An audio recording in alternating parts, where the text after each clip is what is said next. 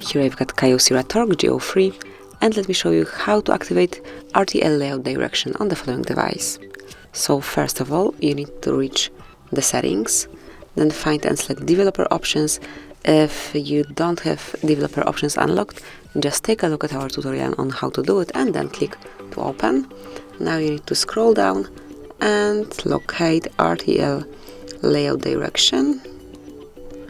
It should be somewhere here,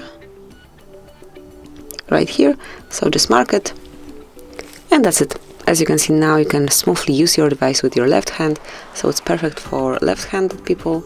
And then whenever you'd like to turn off this mode, just click here, and now you've got the default layout again. So this is it, that would be all. Thank you for watching. Please subscribe our channel and leave the thumbs up.